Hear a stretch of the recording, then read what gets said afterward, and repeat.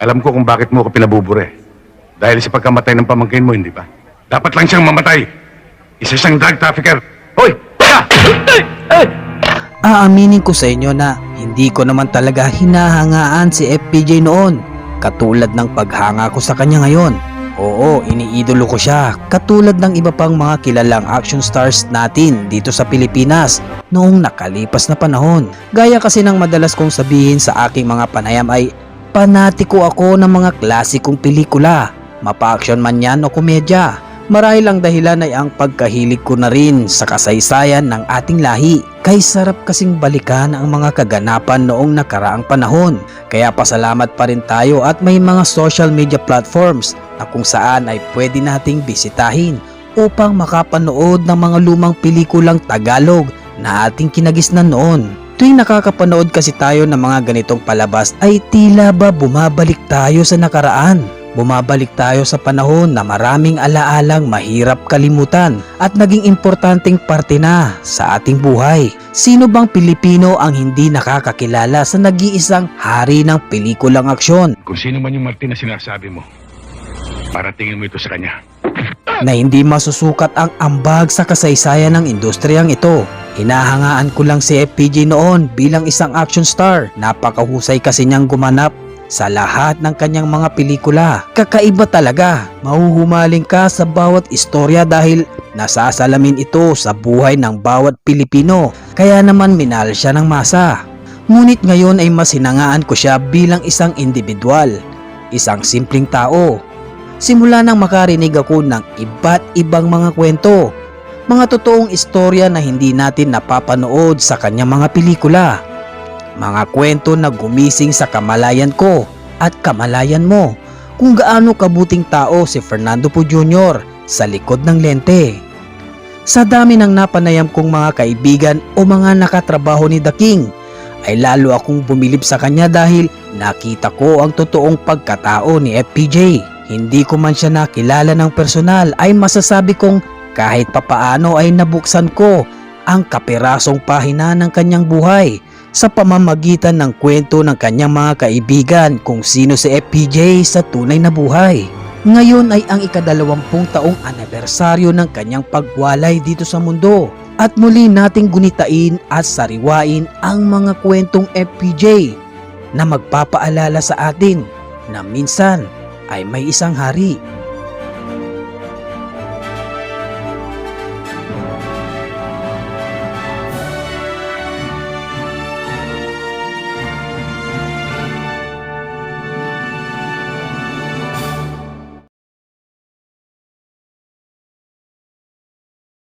Si Fernando po is handpick.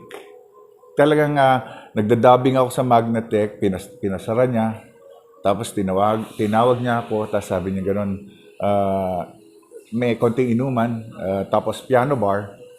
Pag-upo ko, sabi niya gano'n, ayaw mo rin gumawa ng pelikula sa akin. Sinagot ko kay Manong, excuse me, ayaw kong gumawa ng pelikula sa'yo. Kwento ko lang sa tatay ko, nagiinuman tayo, hindi maniniwala eh. Di ba? Kasi from the na alam niya ang kasama ko lang Philip Salvador, di ba? Fernando po nando sa taas eh. Di ba? Tapos tatawagin ako, sino ka? Wala ka pa namang award, wala ka pa namang napapatunayan. I was just making siguro pang pa lang yan, mga 20, 30 movies pa lang. Pero hindi pa rin ako ganun para kunin. So, di sabi niya, natawa siya. Kaya lang mahal ka raw eh. Kinuha ko yung beer, toast kami. Pag toast sa amin, inom ko, bayad ka na. Paiksin na tayo doon sa parking lot. Kasi yan, di ba? Kunin mo yung double mo at tignan mo kung ano yung numero. Sabi niyo kay PJ. Kasi sabi ko, hindi ho lahat nagkakaroon ng pagkakataon gumawa ng pelikula sa inyo. Tapos presyohan ko kayo. Diba? Sabi niya gano'n. Totoo yan. Kasi may mga iba dyan, kukunin ko, alam ko na presyo, sasabihin sa akin 1 milyon. Kahit 2 milyon pa yan eh. Pag ginusto kita, kukunin kita. Inuman kami sa Escolta. Escolta dati, di ba? Tambayan ng mga artista yan. Eh, namin ko yung director ni Fernando po. Yung Armando Herrera. Okay. 1974 yan. So, nakita niya ako. Ano niya? Gusto mo bang mag-artista? Ano niya sa akin? Sabi ko, oh, bakit hindi? Ang yung iba, sabi niya, papakilala kita kay Fernando po. Sabi ko, ba, kaya ikat yan, nagahanga ako niya. Sabi ko, direct, nagahanga ako niya. Sige, direct, isang malaking karangalan ko pag napakilala mo. O sige, magkita tayo ng gantong oras, ng gantong lugar. So, madaling salita, nagkita kami. Sinama niya ako sa Green Hills. Sa bahay ni Rani, sa Lincoln. Bahay nila mismo. Oo, bahay mismo. Kasi director niya talaga yun Armando Herrera. O di, nandun ako, kasama niya ako, pasok kami sa bahay. May hagdanan na ganyan, sala, hagdanan na ganyan, katapat. Biglang bumababa. Naka-shoot, naka-t-shirt na round neck lang na plain. Fernando po. Hanga ako, ganda lalaki. Sabi ko, ganda lalaki. Yun lang, simple-simple damit. Bumaba. Punta sa sala, sabi ni Direk, siya nga pala, kaibigan ko, si Eddie Corazon. It's meeting you. Upo ka. Okay. Sana, lalabas ako. Sabi ko, excuse kasi mag-uusap sila. Mag-uusap sila. No, sabi niya. Diyan ka lang. Rinig ka lang. Yun, pinag-usapan na yung pelikula Alupi ang Dagat. Pumunta yung legba ng araw, may listahan na gano'n. Oh, sama ka raw doon sa shooting doon sa Intramuros, 12 kuba. Mga kayo, magipaglaban kay APJ ng Eskrima. Apo. Oh. Hindi ko tinatanong kung gano'ng bayad. Apo. Okay. Ayan. Sige, sama ako. Isa yun, pat-pat, di ba? Kawayan. Apo. Doon tunay. Bakal talaga. Yung tulis, merong nakabara. Okay. Na pag tilusok kang gano'n, hindi ka masasaksak. Tung. So yun na, that was 12 kuba, starring APJ, Fernando Po Jr., Carlos Salazar, Salvador yata. Dencio Padilla, lahat ng mga mga APG boys ng mga sinasabi nila okay. So that was a start. Ang unang pelikula ko, unang pelikula ko doon sa Haring Pelikulang Pilipino, Fernando Po Jr., yung Sambala Ka Lang. That time, ako yung kaputukan ni APJ. First movie. Oo. Kaya nung umuwi ako galing sa shooting noon, yung jacket na suot ko na may effects, na may dugo, suot ko pa hanggang bahay. Kaya pagkatok ko sa bahay, nakita nila may dugo ako. Pati yung mga taxi sabi niya, sir, dadaling kita sa ospital. Kala nila dugo talaga. Ay, kung hindi, okay lang. Caro syrup yun. Inilalagay sa ice cream. Nung pauwi na kami ni Ernie David, sabi ko, pare, nag-iensayo ba talaga kayo? Sabi niya, oo. Sige, sisimulan ko. Kailan tayo mag-iensayo? Humaba na ng humaba ang ensayo ko. Nung pwede na ako isalang, isinalang niya ako, Antimano, FPJ kagad. Panday. First, movie? Oo, first FPJ movie. kagad. FPJ kagad, Panday. Palibasa nga, mga pinagpraktisan namin yung mga ginagawa doon na espadahan, mga ganon. Parang nawala na yung yung nervyos sa ganyan.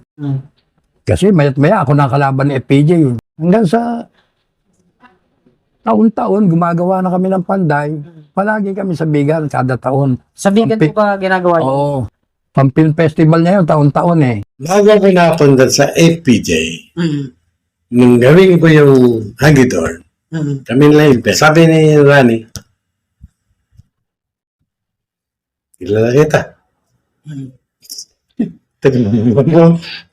Nanonood pala ng TV series. Magaling kang tulis. Anong TV series po yun? Para sa kalaman ng Heredero. Heredero, 1 year.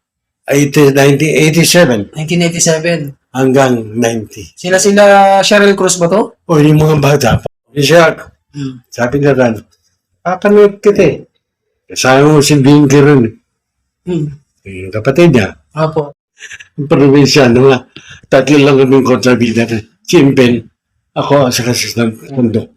Investigador kami ni Impen. Nag-assist na ako with Chat Gallardo. Meron kaming ginawang pelikula, Mariposa ang Dagat, na ang post-production sa FPJ Studio. Okay? Yan, doon ko na-meet yung first wife ko. Yung that street na inuman ni Rani, ni FPJ, siya uminom. Studio lang. Ayun, ako, so, sa biyak na ba to? Apo. Yung may-ari ng that street, yun yung mother-in-law ko at that time. Okay. Okay? So, doon ko na na-meet si Fernando po. Hanggang, yun o, sama ko. Tagataya ako sa karera. Kumbaga sa runner. Magbibigay ka ng pera sa akin, tataya ako dito sa karera. Okay. Eh, doon siya squatter kasi dati yung bahay namin, pati yung pinanonood niya, hindi kasi siya nanonood sa grandstand eh. Eh, yung shooting ng, yung kapilya doon, di ba napunta niyo yung kapilya? Doon niya pinaparadin siya sa kanya. Okay. Kala ko dati palaging may shooting kasi pag pupunta siya doon, may dala siyang baril. Bata pa kayo? 68 eh, 10 years old ako noon. Oo, grabe, tagal na. Ah, sabi ko sa FPJ ito ha. Sinundan ko pala, halos kamag-anak na namin.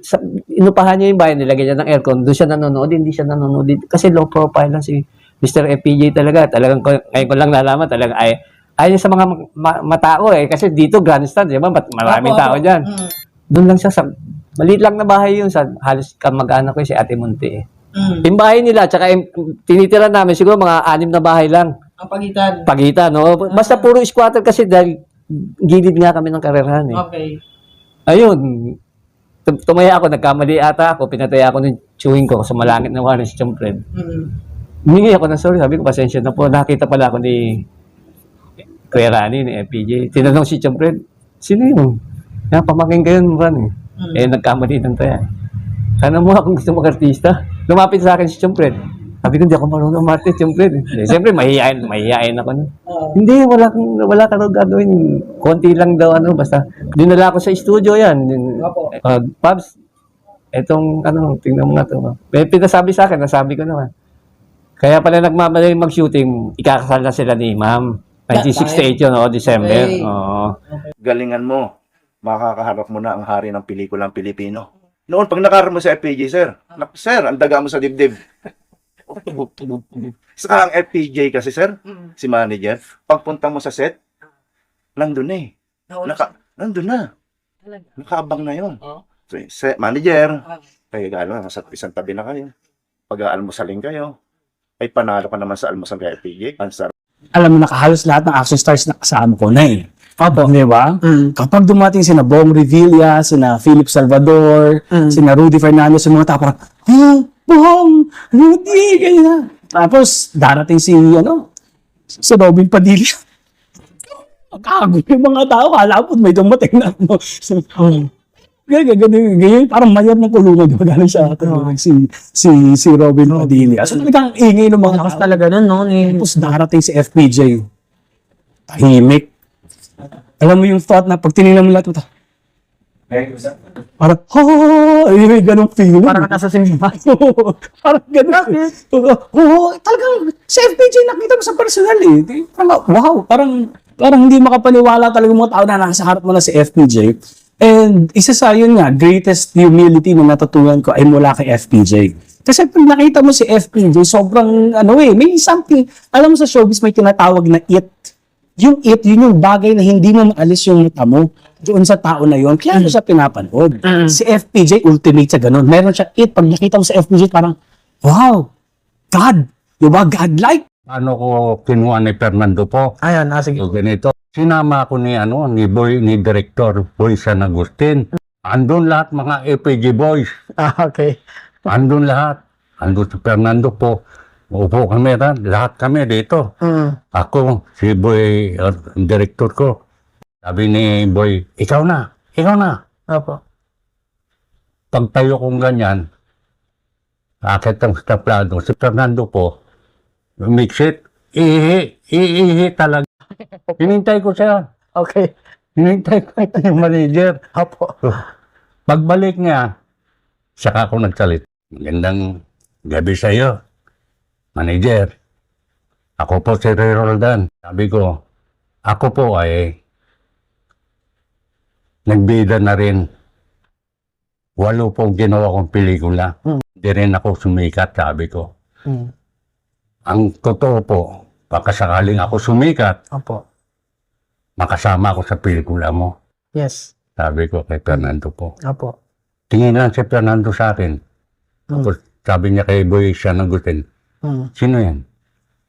At sabi ni Boy, direct, si Ray Roldan. Ang ganun. Ayun, sabi ko, manager, para sa iyo ito, kanta na ito.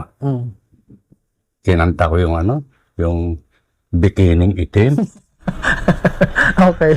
Ang pang-bakla. Tapos naglabas ako ng bra. Talaga? Oo. Nakabarong ako noon.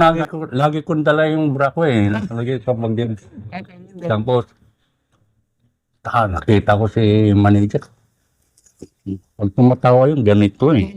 Nandun siya sa isang kubo-kubo, sabi ko, paano ko kayo makakausap to? Siyempre siya yung hari, bihira yung taong lumalapit sa kanya na hindi kilala eh. Opo. So naglakas loob ako, dahan-dahan ako lumapit sa kanya, nagbigay pugay ako. Ito po yung unang pinikula ko. Assistant man, sabi yung gano'n, Santiago. Tuwan-tuwa po ako nung malaman kong ang bida rito ay ang hari ng pinikulang Pilipino, FPJ. May Dante Rivero pa, sabi yung gano'n. Nagpapasalamat po ako. Eh medyo gumagano ng konti. Gumagano. Sabi ko nga sa kanya, Ops, manager, ako po hindi marunong magmasahe. Pero kung pisil-pisil lang po, kaya ko yan. Okay. Okay. Tinignan ako ni FPJ. Masakit nga yung kang ko eh. Kasi napatakbo ko ng isang araw. Nung sinabi niya masakit yung paa niya, umupo ako sa lupa. Nakupo siya sa sili. Hinubad ko yung sapatos niya. Minasahe ko ngayon yung paa niya. Hanggang sa nakatulog sa FPJ. After 2 hours, naninigas na yung kamay ko. 2 oras na. Magigising. Gaganon siya. Masahe na naman ako. So sa madalit salita, 3 oras ko siya minamasahe. Nung magising siya, hindi ka ba tumigil ng Hindi ako nagising eh. Manager, isa pong malaking karangalan para sa akin ang hari ng pinikulang Pilipino ay masahihin po ng isang hamak na stuntman na miyembro ng SOS Daredevils po, sabi niya. So doon nag-umpisa yung aming kwentuhan. Napilato mo ko sa kanya, di ba? Tapos nung umuwi na siya, hinatid ko ngayon. Ako na, bit-bit ko na yung silya niya, sip-sip na ang dating ko. Iba talaga. Pag nakita mo talagang gwapo talaga na matikas, makikita mo talagang saka napaka-simple. Yung mga sinusuot niyang damit, hindi branded sa totoo lang. PJ, wala kasi ako masabing hindi maganda eh. Ang nagdala sa akin doon sa Butas ng Karayang kay PJ, Willie Milan. So malaking utang na loob ko kay Willie Milan dahil dinala niya ako kay PJ. Siya nga pala, sir. Mga tauhan ko. So, pagpasok ko doon, may nagbulong kay PJ na dati akong ball pack. Sumagot sa PJ. Walang problema. Walang masamang tinapay sa akin. Bata pa lang ako, kinikilos ko na Fernando po. Talaga? Ito po yun. Manonood ako ng Fernando po, yung mga movie niya. Pag uwi ko sa bahay, sa salamin, nakaganon ako. Hindi ako makain na ilaw na bigas. Sinasayin ko muna bago maging kanin, bago ko kainin. Hindi mo katulad, Major. Palay pa lang kinakain mo. Mga ganun araw, meron akong kaibigan na karakter. Sabi niya sa akin, may shooting ako sa Montalban, sa Wawa. So, sama ako. Sabi niya, ang bidero si BJ.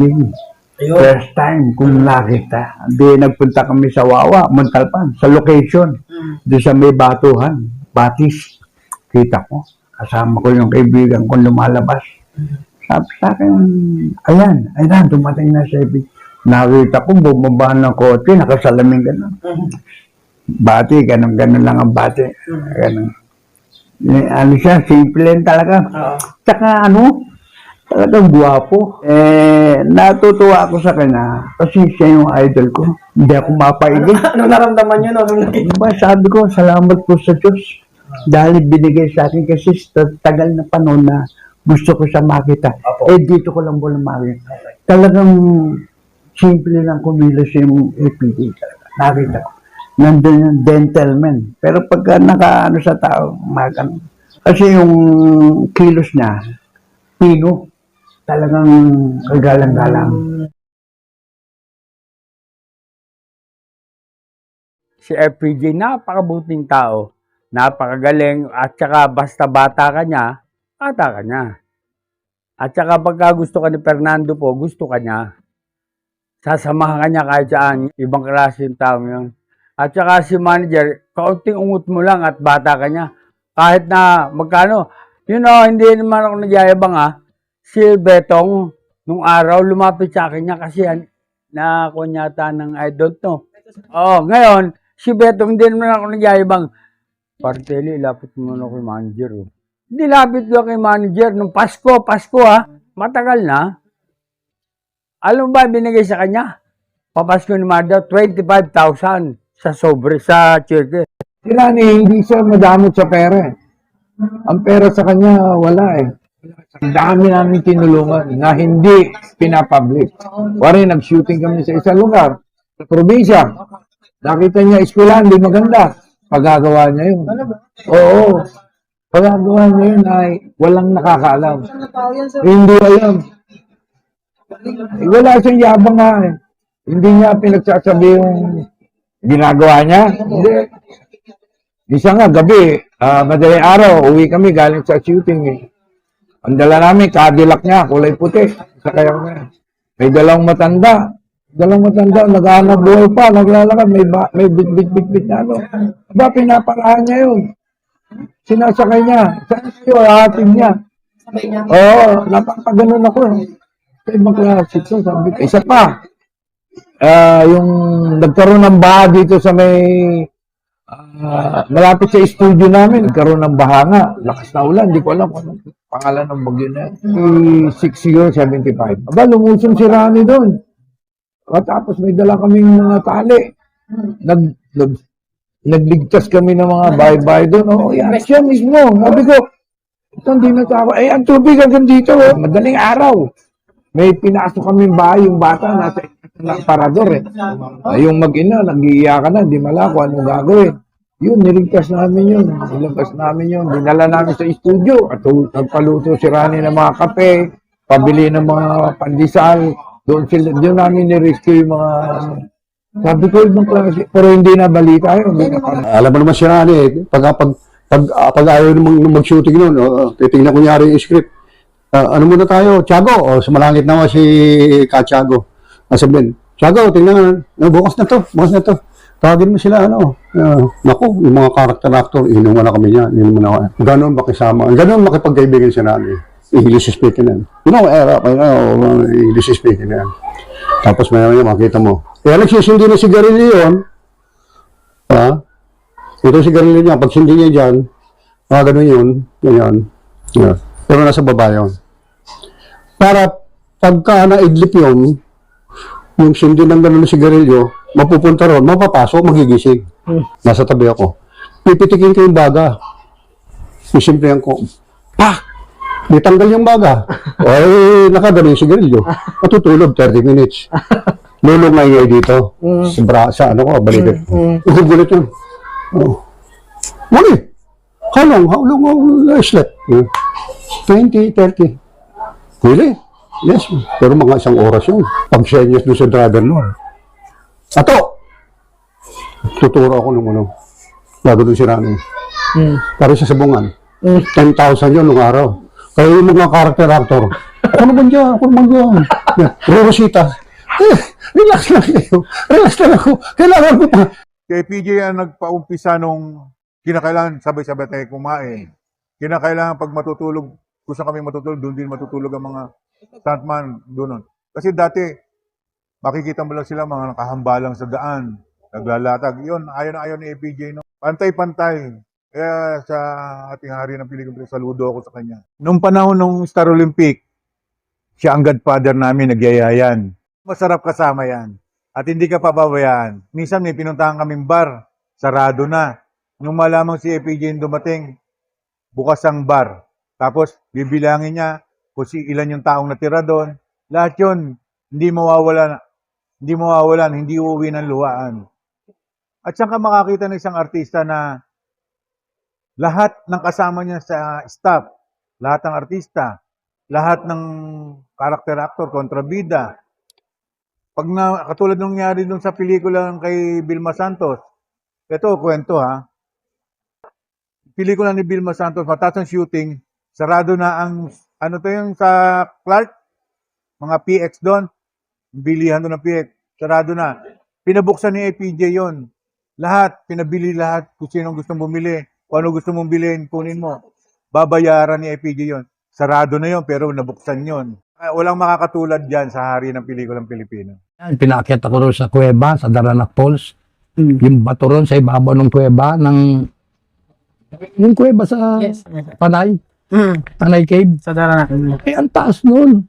Ginagawa namin nun yung doble 45. Sundalo ko ron. Ginood time ako nun. Oh. Bababa ka sa lubid dyan, ha? Eh, ang taas ng bato, eh.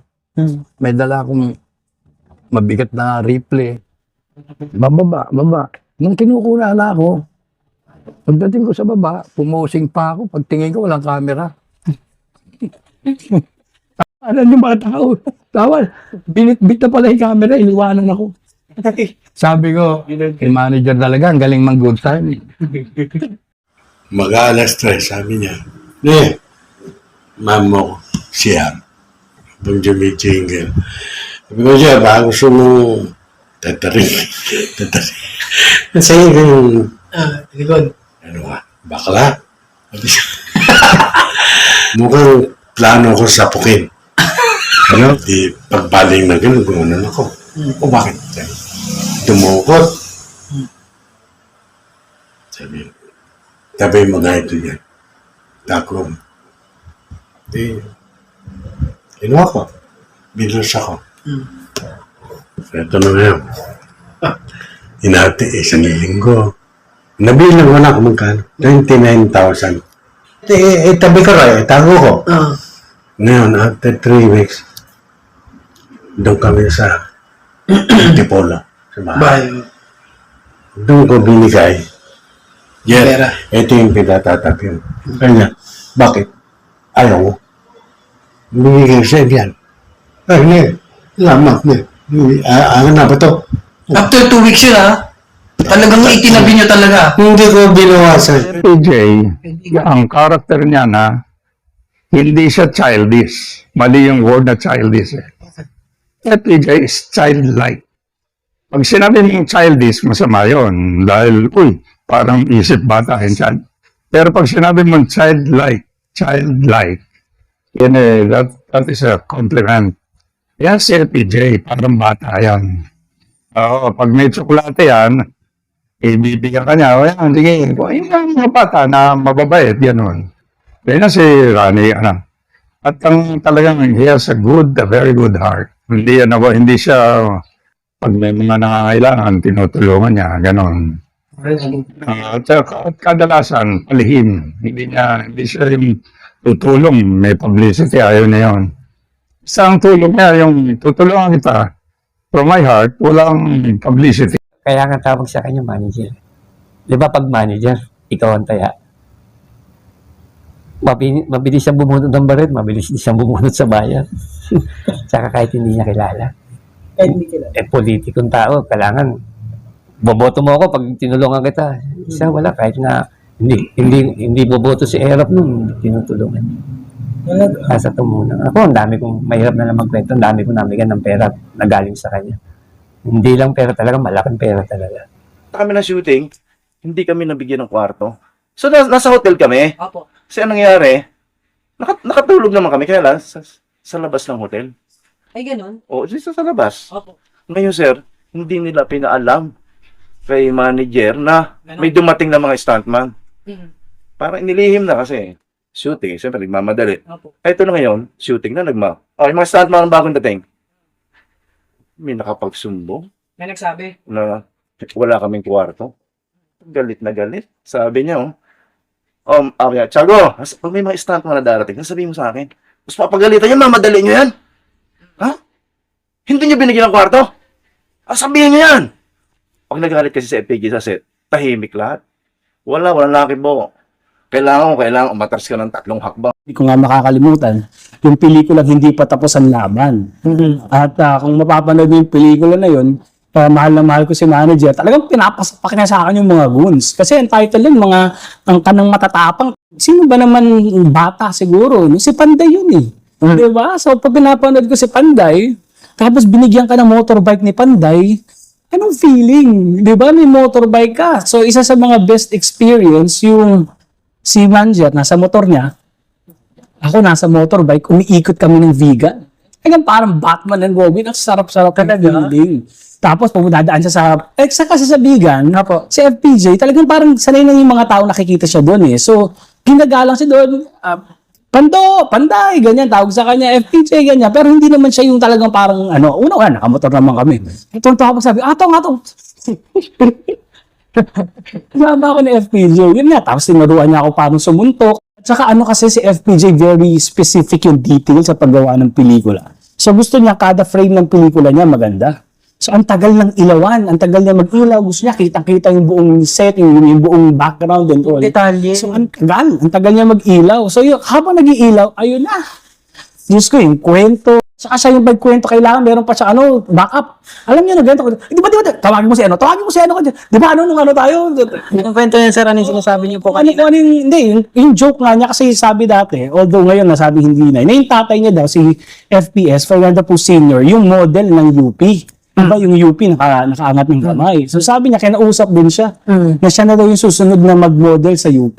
Kaya lang sa halip nakaganon. Pag nagbibigay ng good sign yon, yung kunyari galing ng acting mo, makikita kasi ng iba eh.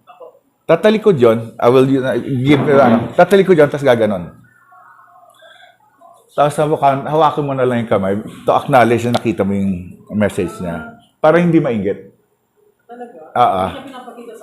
Hindi. Pero siyempre, di ba, pagka sinabi, pagka okay, tatapikin ka, okay yung ginawa mo. Hindi niya i-announce kasi sabi niya, ba't hindi ko i-announce? May inggit eh. Sabi niya, paborito ka. Hari talaga eh. Careful din kahit sa mga niya eh. Kasi galing. Kaya nga sabi ko, kung alam lang ng mga tao na si Fernando po, well-balanced ang mentality niya. Kakain kami. Kunyari, dinalahan ng alimango, isang 3 kilo. Tatawagin niya yung yung manager niya, si Susan Tagle. Susan, bili ka nga ng mga... Saan mo nabili yan? Kunyari, Dinta, saan mo nabili yan? Sabi ko, sa Balanga. Ganun ba? O sige, punta ka sa Balanga, bili ka ng 20 kilos. Bakit? Sabi ko. Kasi ayoko kumain mag-isa. Gusto ko lahat kakain ng alimango. Si manager, ganun. Minsan kasama ko yan. Pag may nakita siyang nakakariton, hihinto yan. Nakakotse. Oo. Nakakotse yan. Okay. Hihinto yun.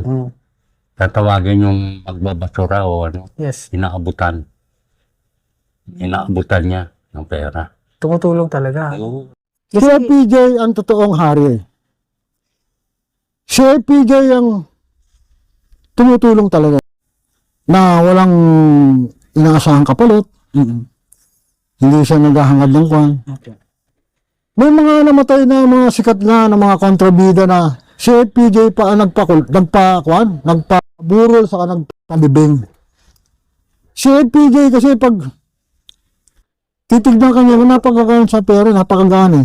Kahit huwag ka magsalita, malungkot ka lang, tatanungin ka, ba't ka malungkot? May sakit po anak ko eh. Meron akong special na hindi makakalimutan na experience ko nung bata ako, FPJ. Na talaga namang napaka-humble, napakabait. Talaga namang wala siya na mayaman or sikat or napakababang tao. Yung mag-iikot kayo sa buong Pilipinas, na mag-show kayo doon, lagi siyang kasama doon. Nakakasama namin siya. So, ako lang ang bata, lahat naman sila, may edad na, lahat sila, mga dalaga, mga ganon. So, ako nagiging laruan. Diba? Ako ang baby ng lahat. Oo, ting magkikita, may pasalubong, may ganyan. Pero si FPJ talaga, once na makita niya ako, kalong. Dito ka lang. Huwag ka alis dito. Oo, hanggat hindi pa niya set, hindi pa siya sasampa, hindi pa, dito lang. Tapos kwentuhan sila ng mga daddy ko, ng Victory Sullivan, mga kasamaan na, dito ka lang, huwag ka aalis. Sabi sa akin, ni Tiago, yung director, ni Garcia, Tiago Garcia. Wala nang ubus na. Nakita niya ako nakupo. Hindi ka rito. Suntukan kayo ni manager. Sige. Nung kami, diniktahan ako ni manager. Alop kang dalawa. Opo. Pag gano'n ka, sinunod ko. Andyan ko, FPJ rin. Natatawa lang. Mga gano'n. Ano, yung Rani, mga gano'n. FPJ din. Oo, FPJ din. Tsaka yung kilos ko. Pagkakalaban ko siya, Fernando po rin ako. Hindi pwedeng hindi ko pwedeng alisin. Tsaka hindi ako nahiya. Karakter niyo na yun eh. Karakter ko na yun. Kahit nabida kalaban ko, Fernando po rin ako. Ayan yung ba, nasasabi nga, ba't yung Fernando pambida yan? Hindi ka naman bida rito. Pero sa kanya okay lang. Oo, tatawa yan. Sa akin mabait po yan. Gaganon lang ang pagtalikod. Hindi ibig sabihin, sir, si The King pupunta rin dito minsan. Pumunta na, ilang beses ba? Dalawa. Talaga. Kumusta naman? Mas okay na, wasak ang bintana. Laging wasak. Paano nangyari? Laging wasak yung jollity namin dyan. Kasi dyan siya pumaparada. Okay. Ang daming mga tambay dyan. Galing siya ng Santa Ana. Opo, gabi. Gabi. Okay. Mga anong oras yun? Mga Okay. salamin yun. Okay. Polo, paparada yung Land Cruiser mo. Wala naman kasing bodyguard yun. Kasama niya lang si Ato eh. Si Ato, kaya si Kanoy eh. Bababa yun. Pagbaba ng gano'n, parang PJ nga to. Dadalat, mga nakaupo dyan, mga nakakamayan niya. Oo. Tapos dito, kwentuhan kami. Oo. Tapos may birthday dito. Diyan, banda niya kasi dead end dyan eh. Opo. Eh, medyo nakain na nun. Idol! Baka pwede naman maimbita. Dito lang. Tumayo, pumunta siya ron. Oh? Oo, video okay pa. Pero yung pinakanta sa kanya, kumusta kayo? Pero hawak niya lang yung kamay. Hindi siya kumanta. Gaman na lang siya. Tumulo lang siya. Okay. Diyan, nagpunta. Oh, nakaubad pa yung mga Inuman. Mga nag-invite. Binigyan niya ng pangalak ulit.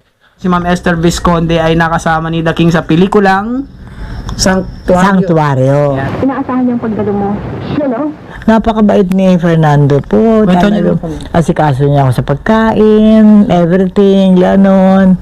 Oo, binibigyan ako. Halimbawa, binigyan pa nga ako ng manika. Manika parang barahang manika, no? Stuffed toy, gano'n? Oo, parang ganon. Natutuwa kasi sa akin dahil bata pa naman ako noon eh. Kumbaga sa 10 years older sa akin. Okay. O, diba? Opo. Kumbaga sa ano, tapos pag naglalaro siya, gusto niya katabi niya ako. Sa madyo, parang gano'n natutuwa siya sa akin. O, pag naglalaro ng, siyempre, naglalaro siya ng mabara, mamadyo. Siyempre, shooting, after the shooting, break nila, no, kainan na, yun. Yun, di na ano, nasikaso niya, padala ng pagkain, ako maalaga. Oo, kaya tuwan-tuwa naman ako, isa kang ano ko eh, favorite ko talagang actor, ika nga. Bababa siya, di ba? Yung pinadugtong-dugtong niya yung mga pinikula niya, tinitingnan niya yung studio. Bababa, tapos sa harap, nakapamewang na ganyan tinitingnan. Parang namamaalam pa. Ayun nga, nakakalungkot nga nung inatake siya. Sa FPJ studio yun eh. Asan si father niyo noon, that time? Katabi niya. Oh? Mismo. Katabi ni tatay, dalawa sila magkatabi. Ayun yung ano eh, nung panahon yun, yung laban ni Pacquiao, tapos tinawagan niya si Manny Pacquiao, pinang-congratulate niya. Ayun yung ang ininom niya, hindi trail eh. Yung sunwig light. Kasi bago yung sunwig light, pumuputok. Oo, kumbaga tikman ko nga. Okay, na-curious siya. Oo, ngayon nakaupo, long table yun. Kami nandun, sa may puno, inuman din. Isang truck ng biri. Opo. Inuman. Yung pangatlong bote, hindi pa naubos. Sabi kay tatay ko, Chad, sakit ng bato ko. Sabi niya sa father niya? Oo, ginano ni Airpat ngayon, bato. Diyan, tapos, nagpapawisan. Oh? Nagpapawisan. Habang ginagawa yung tatay, hindi maganda pakiramdam ko. Mamaya, biglang bumaksak sa lamesa. Bigla na lang? Oo, gumunyo siya, Ginawa yung tatay, ginawa dyan. Bigla nagagulo na. Ano ba ko kami nilang medyo magkakatabi. Sa studio, may party nun eh. May party nun. Nagulat nga kami, biglang nakakagulo. Nangitim ka agad ditong kuko. Ang bilis. Nihon ha. Oo, unang bote, okay lang. Lumabas pa. Eh, nakakadalawang beer pa lang daw si Kuya Ryan, biglang. Yun na. Nagtataka nga kami, hindi naman. Paano na high blood yun? Hindi naman kumakain ng mga baka yun. Hindi kumakain ng taba yun, sabaw lang yun. Sabaw lang nga yun, tsaka isda eh. May tumawag sa akin, mga alas, siguro mga past 11. Oh, Jerry, Si Kuya Rani mo, na-atake daw, may tumawag. Eh, sabi ko, saan? Nasa St. Luke's, eh. Sinundan ko. Nung dumating ako, marami na nagwawala doon. Sila bandon, di ba, sa baba. Hindi, nung nakausap ko sa Susan Tagle, sir man, delikado si manager ang tawag niya kay Kuya Rani. Kasi nung si manager wala na. Oo. Wala na eh. Humina lahat. Ang mga instructor ko, mga kasamahan ko iba si Sir Jimmy, para silang nanlambot lahat. Nung nawala siya, bakit nawala siya? Ako na lang sana kinuha. Yun ang ano ko sa sarili ko. Kasi sa kanya, abang nabubuhay siya, marami siyang matutulungan na tao.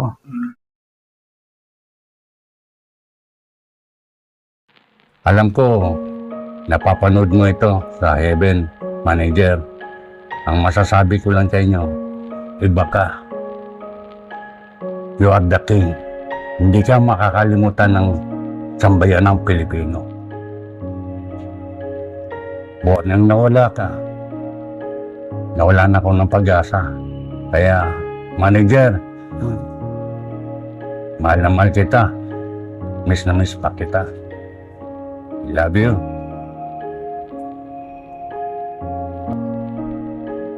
Ito na ang buhay namin dito ngayon. Hindi naman kami sumasala. Pero yung legacy mo na tumulong, wala pang gumagawa.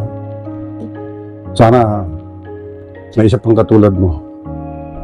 Ako magsasabi, bilang kaibigan, bilang tao mo, bilang artista mo, bilang naturuan mo,